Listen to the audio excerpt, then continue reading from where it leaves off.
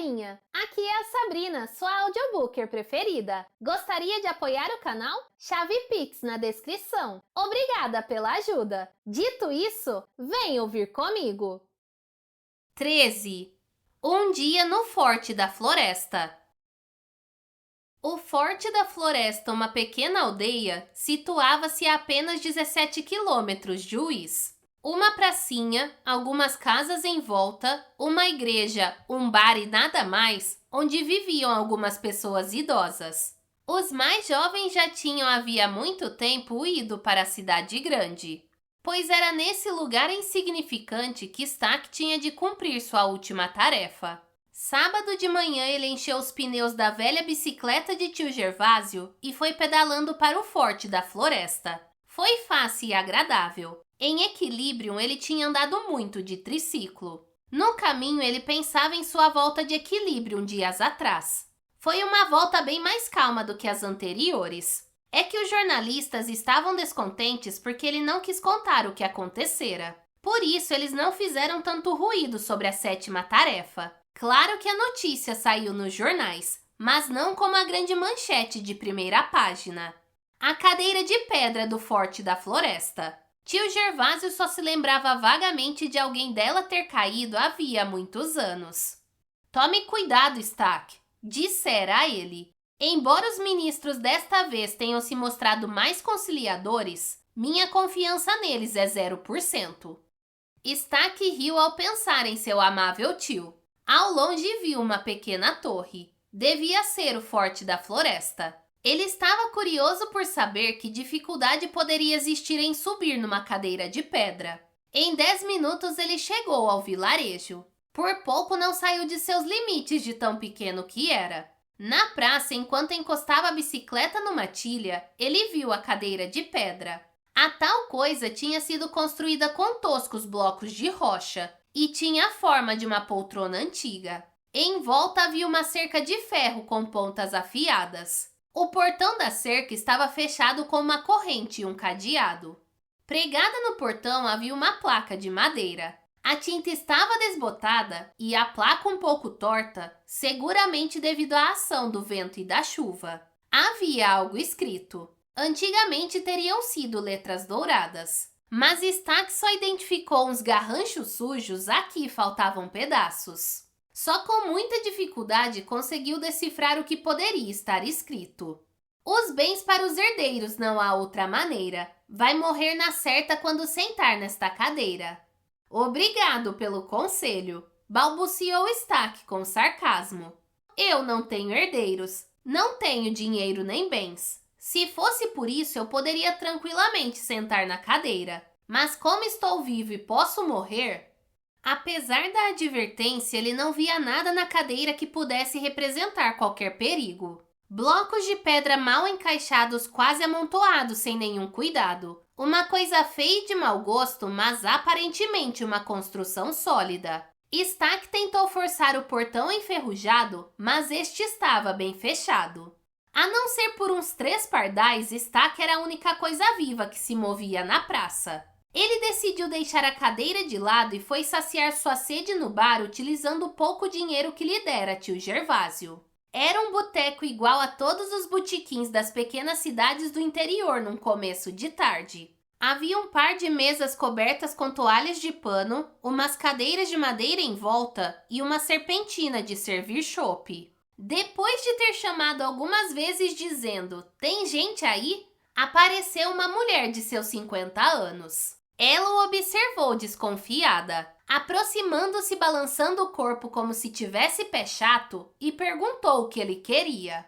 Um chopp gelado, por favor, disse ele amavelmente.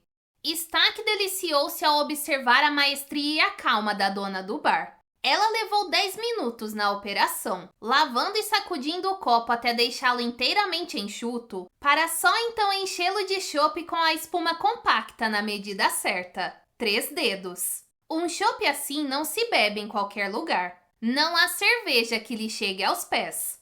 Quem tem a chave do cadeado do portão da cerca da cadeira de pedra? Perguntou Stack.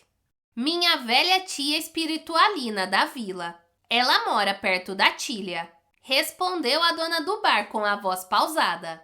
Nenhum sinal de curiosidade para saber quem era ele, o que tinha vindo fazer, porque estava interessado na cadeira. Stack pagou o chopp e foi procurar a velha tia espiritualina. Não foi difícil encontrá-la. Ele tinha colocado a bicicleta sem saber justamente em frente à sua residência.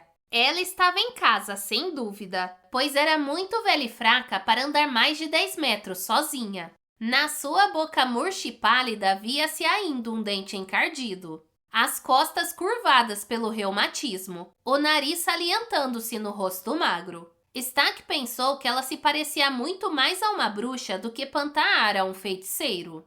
« O que você quer? » perguntou ela tão desconfiada como a dona do bar. « Meu nome é Stack. Venho de Whis. A senhora é a dona espiritualina da vila? »« Sou sim. » O nome de Stack claramente não lhe dizia nada. Poderiam aqueles olhos apagados ainda ler jornais? E quem viria conversar com ela nesse lugar abandonado? Eu quero sentar na cadeira de pedra. A senhora tem a chave? Com sua bengala ela apontou para a torre, em torno da qual voavam alguns corvos, e disse: os cães lamberão seu sangue e os pássaros arrancarão as carnes de seus ossos. Seu esqueleto secará ao sol. Que futuro brilhante me espera! Murmurou Stack, procurando imitar o tom solene da velha. A senhora não quer me explicar toda essa história com mais detalhes, tia espiritualina? Com a bengala, a velha apontou para a cadeira. Você não leu o que está escrito? Li sim, respondeu Stack. Fala em deixar os bens para os herdeiros. Mas por que a cadeira é tão perigosa? E por que você quer sentar na cadeira? Porque essa é a última coisa que preciso fazer para me tornar rei de Catoren. Você quer ser rei? Resmungou a velha. Estranho, muito estranho. Talvez fosse isso que eu estava esperando. Entre, vou lhe contar o que sei sobre a cadeira. Stack entrou e sentou-se quase rente ao chão num caixote que ela lhe ofereceu. Tia espiritualina queria enxergá-lo bem e assim era melhor, pois não podia levantar a cabeça devido às costas curvadas pelo reumatismo. Há muitas histórias sobre a cadeira de pedra. Começou tia espiritualina. Algumas eu presenciei, mas a maioria eu ouvi de minha mãe e esta da sua e assim por diante. Se o que eu vou contar é verdade, cabe a você decidir. Há muitos e muitos anos, quando Isa ainda era cercada de muros e os nobres andavam a cavalo, quando os ferreiros faziam armaduras em vez de canhões e os soldados estavam armados com lanças, Catoren tinha um rei estranho, caprichoso e orgulhoso com fama de ser mágico. A nobreza o ridicularizava pelas costas e o bajulava pela frente, com exceção dos irmãos Stackhauer, os condes João e Gilberto. Esses dois homens destemidos enfrentavam o rei abertamente, e toda vez que tinham oportunidade o ridicularizavam em público. Eles podiam fazer isso porque, segundo se dizia, também tinham certos poderes mágicos. O certo é que o rei os odiava e já tinha tentado matá-los sem êxito. O rei dizia-se capaz de tudo. Chamava de incompetentes os arquitetos responsáveis pela Catedral de Whis e prometia construir ele mesmo uma obra sem igual em todo o mundo. Essa obra seria erguida no Forte da Floresta, então lugar de repouso do rei. Ele ergueu um tapume para que ninguém pudesse ver a construção antes que ficasse pronta, a não ser os criados que carregavam as pedras. E sob sua orientação colocavam umas sobre as outras. Quando a obra ficou pronta, ele convidou toda a nobreza de Catoren para uma festa de 7 dias no Forte da Floresta. De todos os cantos chegavam os convidados. Nunca se viu tanta gente rica junta. O ponto alto da festa, no 4º dia, devia ser o descerramento da grande obra. Os convidados formaram um grande círculo em volta do tapume que foi retirado pelos criados a um sinal do rei. E apareceu pela primeira vez aquele colosso que agora conhecemos como a cadeira de pedra. Os convidados começaram a soltar seus "oh" e "ah" de admiração que cuidadosamente tinham ensaiado. Todos menos 2, João e Gilberto Stackhauer, que começaram a gargalhar até virem lágrimas aos olhos, enquanto batiam as mãos nos joelhos de contentamento. Quando estavam quase parando de rir, olhavam de novo para a cadeira e lá vinha outra vez as gargalhadas, contagiando os outros em volta. Pegou. Todo mundo começou a rir. Todo mundo menos o rei, que ficou vermelho de raiva. Ele sentou na cadeira e secou a multidão com o olhar. Valeu! Um silêncio sinistro baixou sobre a praça. Vocês riem por estupidez e ignorância! Gritou o rei. Vocês não sabem que obra de arte é esta? Mas ouçam o seguinte. Os bens para os herdeiros não há outra maneira. Vai morrer na certa quando sentar nesta cadeira. E isto é válido para qualquer um exceto para o rei. Vossa Majestade quer dizer que manda matar qualquer um que se sentar nesse absurdo amontoado de pedras? Perguntou João Stackhauer. Eu não mando matar ninguém, mas quem se sentar morrerá. Pois eu vou me sentar, ó grande rei. À vontade, sente-se, conde Stackhauer. O rei levantou-se da cadeira fazendo uma zombeteira reverência para o conde. Sem vacilar, João aproximou-se da cadeira e com um pulo sentou-se triunfalmente. Sorriu para a multidão, abriu a boca para dizer algo, mas antes que pudesse pronunciar qualquer palavra, fez uma careta de dor, levou a mão ao peito e caiu morto no chão sob o olhar estarrecido de toda a nobreza de Cathoren. O conde Gilberto correu até junto do irmão para apenas constatar que ele estava realmente morto. Seguro de si, encarou o rei nos olhos e disse: Assassino, você está possuído pelos espíritos do mal. Aproximou-se de um grupo de escudeiros e servos, escolheu os 6 maiores e mais fortes e fez-lhe um sinal para segui-lo até a cadeira. A multidão a tudo assistia num silêncio de morte. Eu vou tirar o feitiço deste disforme amontoado de pedras. Depois disso sobrará apenas a construção mais feia de Cathoren, edificada pelo mais desprezível homem do país. Coloquem-me sobre a cadeira, servos. E enquanto os 6 fortes homens o levantavam, ele pronunciava os seguintes versos. Sobre este amontoado de pedras me jogam 6 fortes, para que nada me aconteça e aqui não haja mais mortes. Por alguns segundos ele ficou sentado em silêncio. Então, ele também, Gilberto Stackhauer, gemendo de dor e segurando o coração, começou a dizer: São Jerônimo! Pessoas de peso! Não pessoas pesadas, e sim pessoas importantes! Eles eram simples criados! Eles tinham de ser mais importantes, de posição mais elevada, do que a minha! E morreu no meio da frase. Que história mais estranha! Comentou Stack. Você disse que se chama Stack? Perguntou a mulher. Disse sim. Espantosa coincidência. Murmurou. Quem sabe se você não é um descendente longínquo daqueles 2 condes medievais? Quem sabe se você não está predestinado a acabar com a maldição? A senhora acredita que essa lenda seja verdadeira? Ouça, a história ainda não acabou. Conta-se muita coisa sobre a cadeira. Em 1602 ou 1603, um soldado teria sentado na cadeira durante 1 minuto quando um raio o matou instantaneamente. Há também a história de um fazendeiro muito forte que se gabava de não ter medo de nada. Seus amigos o desafiaram a sentar na cadeira de pedra. Fizeram até uma aposta. O fazendeiro sentou. Caiu uma tempestade que destruiu a metade do vilarejo e jogou o audacioso fazendeiro a 3 quilômetros de distância, onde foi encontrado morto. A senhora acredita mesmo em tudo isso, tia espiritualina?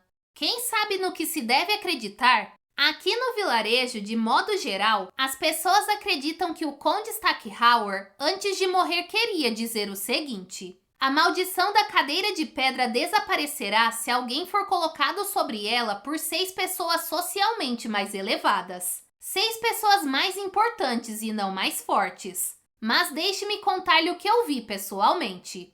Ela respirou profundamente, procurando ordenar seus pensamentos, e prosseguiu.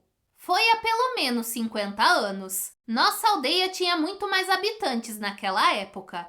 Um grupo de estudantes de Uís veio aqui fazer uma pesquisa. Eram estudantes de história. Creio que estavam pesquisando se o Forte da Floresta tinha sido mesmo colônia de férias dos antigos reis de Cathoren. Era um grupo de jovens alegres mais ou menos de sua idade ou talvez um pouco mais velhos. Com sua algazarra, perturbaram a tranquilidade da aldeia. E claro que eles queriam saber tudo sobre aquele amontoado de pedras protegido por uma cerca e com aquela estranha advertência. Eles vieram procurar a chave com minha mãe, que Deus a tenha. Minha mãe lhes contou tudo o que eu acabei de lhe dizer. Riram um pouco nervosamente enquanto diziam uns para os outros que não acreditavam em nada daquilo. Um deles, de cabelo encaracolado, pediu a chave para minha mãe, dizendo que ia se sentar na cadeira. Minha mãe ainda lhe perguntou se ele sabia o que estava fazendo. O jovem mostrou-se seguro de si, e minha mãe lhe deu a chave. Dirigiram-se todos para o monumento, embora mais silenciosos do que de costume.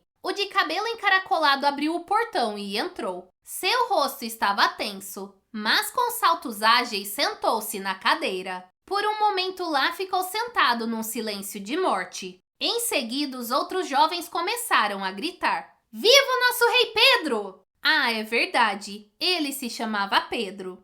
Os outros gritavam jogando seus bonés para o ar. Pedro quis imitar seus colegas e também jogou para cima o seu boné. Quis apanhá-lo no ar. Curvou-se para trás mais do que devia, perdeu o equilíbrio e caiu. Sua cabeça bateu num bloco de pedra. Ele quebrou o pescoço e morreu ali mesmo. "Nossa mãe!" disse Stack, visivelmente impressionado. "Ainda tenho mais uma coisa para lhe contar", continuou a velha. Há 30 anos, o velho rei visitou o Forte da Floresta. Ele conhecia a história, mandou buscar a chave, sentou-se na cadeira e não aconteceu nada. Mas ele era um rei. Precisamente, ele era um rei. Ninguém nunca tentou ser colocado sobre a cadeira por 6 pessoas importantes? Muitos já tentaram. Parece mentira, mas nunca ninguém conseguiu reunir 6 pessoas importantes dispostas a isso. Geralmente, pessoas importantes, sabe, não gostam de colocar um subalterno acima de si. Não, isso nunca aconteceu. Isso é tão difícil? Bem, se eu for pensar em 6 pessoas importantes que eu conheço, posso compreender muito bem a dificuldade. Stack procurou obter mais informações de tia espiritualina, mas ela começou a se repetir. Por isso ele lhe agradeceu calorosamente, disse que talvez voltasse em breve e foi embora. Já estava quase anoitecendo. Com pressa, subiu na bicicleta e pedalou de volta para o Whis. Tinha de chegar antes de anoitecer, pois a velha bicicleta de tio Gervásio não tinha luz na frente nem atrás. "Eles jamais farão isso", disse Gervásio. "Eles jamais farão isso. O ministro Sisudo levantá-lo? Nunca! O ministro Vassouras teria medo de ser contaminado." Eu também creio que não, mas não custa tentar. Naquele mesmo sábado à noite, ele contou ao tio Gervásio toda a história da cadeira de pedra. Gervásio achava ótimo que a última tarefa fosse tão perto de casa. Ótimo mesmo. Quem sabe ele pudesse ajudar, mas por enquanto não via como. Balançou novamente a cabeça e repetiu: "Isso eles não farão nunca." "Precisamos dar-lhe uma oportunidade", disse Stack. Stack passou o domingo inteiro escrevendo uma longa carta aos ministros. Descreveu em detalhes a lenda da cadeira de pedra e, por fim, perguntou educadamente se eles estariam dispostos a carregá-lo até o assento. A carta terminava assim: "De outra maneira, terei de me arriscar de qualquer jeito, e nunca se sabe o que há de verdade em tais lendas. Atenciosamente com os melhores votos de saúde para vossas excelências, Stack." Agora era esperar a resposta. Tio Gervásio estava urinando a cada 15 minutos de tão nervoso. Ele quis, mas não pôde, felizmente, esconder-se no armário da sala de reuniões, pois os ministros ficaram discutindo 2 dias e 2 noites seguidas. Do corredor, Gervásio conseguia captar palavras soltas da acalorada discussão e tentava decifrar por si mesmo o que os ministros estavam discutindo. Foi uma confusão. O ministro Dureza esqueceu-se de sua agenda. O ministro Sisudo ria não se sabe de quê. O ministro Recto mentiu pela primeira vez. Ligeiro ficou prostrado na cadeira às horas sem mover uma palha. Hermano só abriu a boca para xingar seus colegas de todos os palavrões possíveis e imagináveis. E o ministro Vassouras, durante as 48 horas da reunião, não lavou um dedo sequer. Finalmente chegaram a um acordo. Responderam à carta de Stack e voltaram cambaleantes de sono para suas casas. A carta era curta e grossa.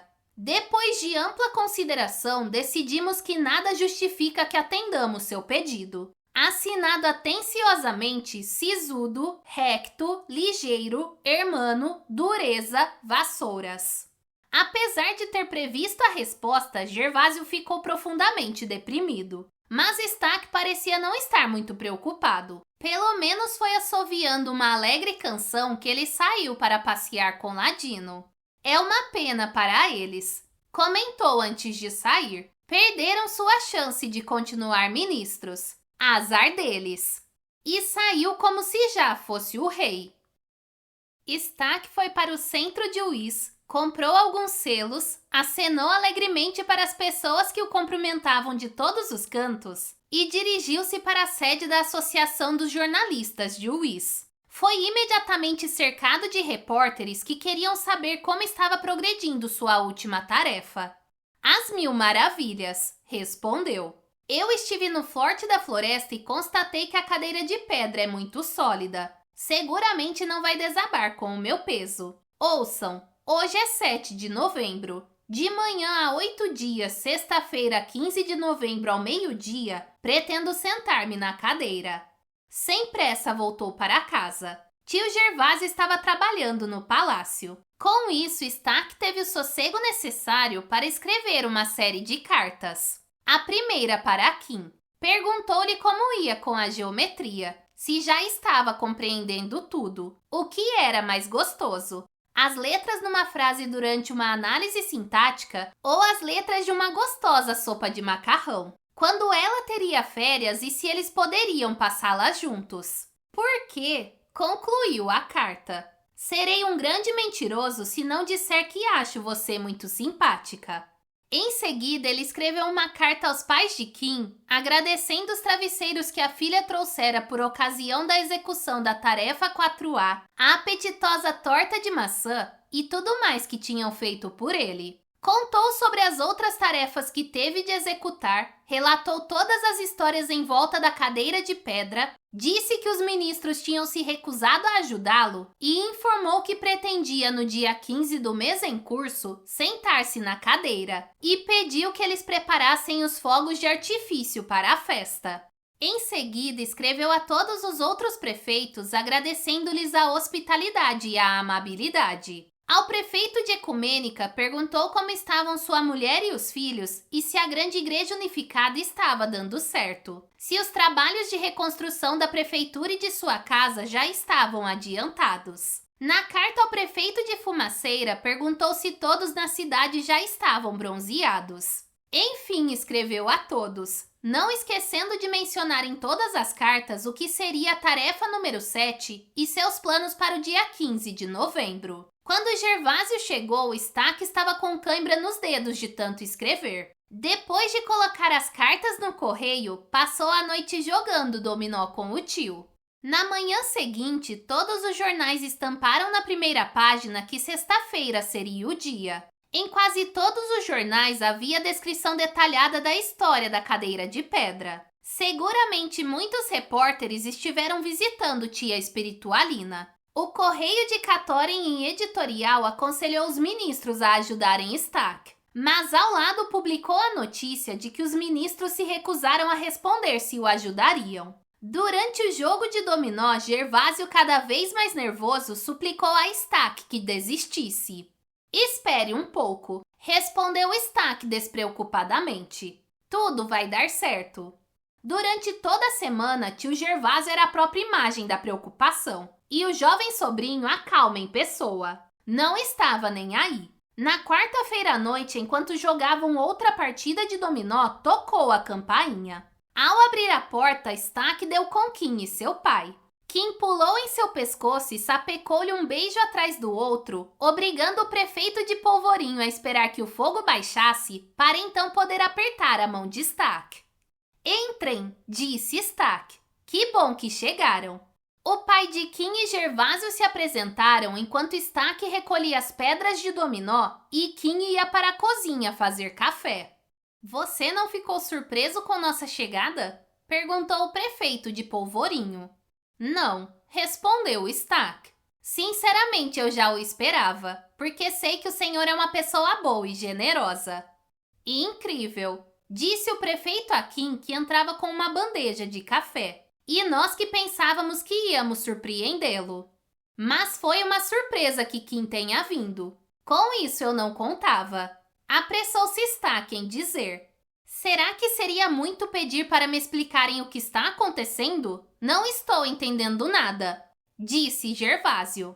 Bem, senhor Gervásio, Stack nos escreveu contando que havia o problema da cadeira de pedra e que nossos honoráveis ministros não querem se dignar a levantá-lo e colocá-lo na cadeira. Não pretendo dizer que sou uma pessoa tão importante, mas eu penso que no momento ocupo uma posição superior à de Stack. Até sexta-feira à tarde. Então, claro, ele será a pessoa mais importante de Katoren, mas agora ainda não. Por isso estou aqui para ajudar a colocá-lo na maldita cadeira de pedra. É muita bondade do senhor, disse Gervásio. Mas são precisos 6. Tocou novamente a campainha. Calma, tio. Sexta-feira ainda não chegou. Vamos primeiro ver quem está tocando a campainha tão tarde da noite. Era o prefeito de Decibel. Mal abraçou Stack e já começou a falar pelos cotovelos. Falou, mas o que ele disse não importa. O importante era que seu objetivo era o mesmo do prefeito de Polvorinho, ajudar a colocar Stack na cadeira. Na manhã seguinte, quinta-feira, chegou o prefeito de Ecumênica. E à tarde, para a grande emoção de Stack, o prefeito de Ingenuinópolis e sua mulher. 2 passagens de ida e volta. Era uma despesa muito grande para eles. O piano fica para depois, disse ele. E Joana queria tanto vir. Eu sei que sou apenas um prefeitinho sem importância. Nem roupa direita eu tenho. Este casaco já tem 16 anos. Sei que não sou bastante importante para carregar o senhor. Perdão, você até a cadeira. Mas pelo menos quero estar aqui para a festa da coroação. Na grande igreja unificada de Ecumênica, todo domingo insistimos em que todas as pessoas são iguais, colega. Disse calorosamente o prefeito de Ecumênica. O pai de Kim quis saber como eles iriam todos para o Forte da Floresta. Nisso Stack não tinha pensado em nenhum momento. Para um lugar tão pequeno não havia trem nem ônibus. Sábado você deve nomear imediatamente um ministro dos transportes, brincou o prefeito de Polvorinho. Mas deixe que eu resolva a ida para o Forte da Floresta. Ele saiu e alugou um velho furgão, o que não foi muito fácil, pois tudo que podia rodar já estava alugado pelas pessoas que queriam assistir ao espetáculo. Já estava anoitecendo quando Gervásio chegou do trabalho e comunicou que teria sexta-feira livre. Stack passou o braço em volta dos ombros magros do tio e disse: meu querido e amado tio, de agora em diante todos os seus dias serão livres. Mas só estão aqui 4 prefeitos, disse Gervásio vacilante. Depois completou: faltam só 2. Você não morre, talvez só quebre as pernas. Stack quase morreu de rir. Nesse caso, vocês ainda terão de me empurrar numa cadeira de rodas. Apesar de não ter um canto vazio, todos passaram uma noite muito agradável na pequena casa. O prefeito de Decibel tinha trazido 6 garrafas de conhaque Decibeli e todos ficaram um pouco tocados. A alegria atingiu seu ponto máximo quando a campainha tocou e na porta estava a prefeita de Equilibrium. Com apenas uma perna quebrada, você pode andar de muletas, disse Gervásio no meio de um soluço. Obrigado, senhora. Agora eu não preciso empurrá-lo numa cadeira de rodas. Kim não gostava dessa brincadeira e não estava nada tranquila. Stack, sussurrou ela. Onde está o prefeito de Fumaceira? Tia Espiritualina disse 6 e não 5. Com 5 é tão perigoso como se você fosse sozinho. Não se preocupe, tudo vai dar certo. Espere só.